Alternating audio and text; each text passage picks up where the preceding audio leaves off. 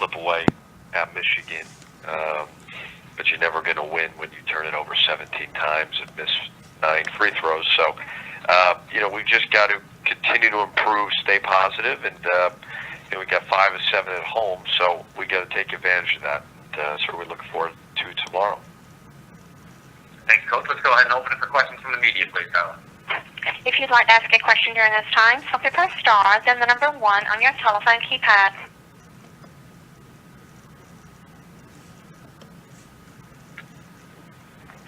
Coach, you already alluded to it, but I was going to ask you about the opportunity to return home for 5 of your next 7. How important will it be to return to the barn? Where your team's 9-1 this year.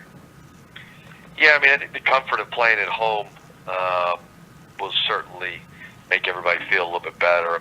We were at Michigan and we really played hard. I thought we executed the scouting report really well. They hit a couple threes. I think only one of them was uncontested. We just did some inexplicable things, and maybe that's nerves. Hopefully that's all it is. And just getting home, obviously you feel a little bit more comfortable. And maybe that home crowd, that energy will help us a little bit more. Your next question comes from the line of Chad Listow with the Morning Register. Hey, Coach. Just wanted to ask about this Iowa team you're preparing to face. What do you see maybe differently out of this team than you did last year when they had Devin Marble? Well, certainly Marble was, I think he's in the NBA, but, anytime you lose an NBA player, you're losing a great one, an elite one, and he was justifiably so of that. They still got very good talent all around and are extremely well coached. It's interesting because they've been better on the road for whatever reason, and I think the weirdest thing was they were such an unbelievable offensive team last year, and they've just had some kind of ruts offensively, much like us. And they were playing well last game. That last game versus Michigan State, they were playing well in the first half, and you got to give Michigan State credit. They just started bombing in some threes. So, very good team. If we can get a win, we know it'll be a quality win at the end of the year. Your next question comes from the line of Scott Buckman with Cedar Rapids Gazette. Yeah, last year you were in maybe a comparable situation playing against Iowa, and you came out really relaxed. You had a couple of good days of practice, you mentioned, and I think you put up 95 points.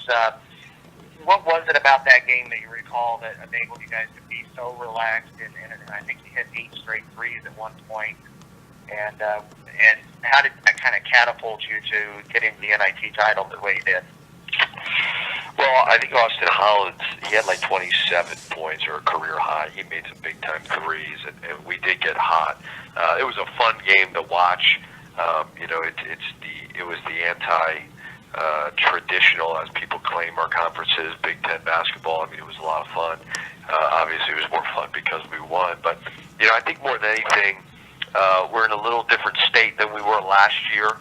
I don't remember what our record was going into that game, but we need to get some confidence back, certainly. And, we have lost, 4 games, and legitimately 3 of them were decided by 2 possessions.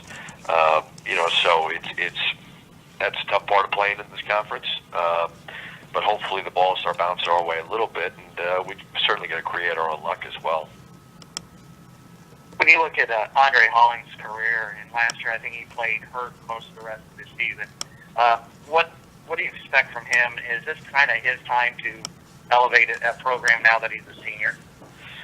I don't think there's any one guy on our team that I would put that burden on. I just don't think that's the type of team that we are. And I don't really think Andre is that type of a player. Doesn't mean he's not a good player. He is. But I don't think he's the type of guy who can just put the team on his shoulders and carry us. He's never done that in the 2 years I've been here. I still think he's a very good player, and he does a lot of good things. But our makeup of our team is not that. And it's not fair to put that on Andre, and it's not fair to put it on Mo or Carlos Morris or Joey King. That's just not where we're at right now as a basketball team. We've just got to, we're pretty balanced.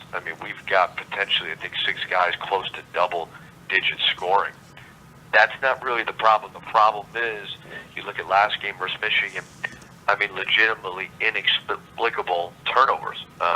We threw the ball out of bounds 8 times. I've never ever seen that. So we just got to fix a lot of those things, and certainly, I think getting home will make us a little bit more comfortable, I hope. Thank you. You're welcome. Your next question comes from the line of Nathan Baird for the Lafayette Journal. Hey, Coach. I had more just a general question today, but there's been discussion about moving the shot clock down from 35 to either 30 seconds or potentially lower than that over time.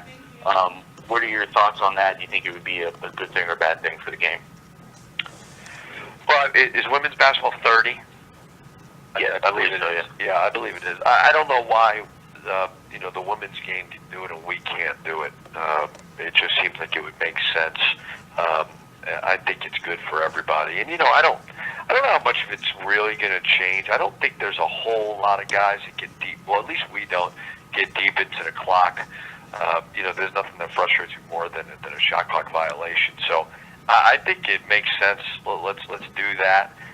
Let's speed the game up, and that certainly is a good way to do it. And again, I mean, if women's basketball can progress with that, we should certainly be able to do the same. Mm-hmm.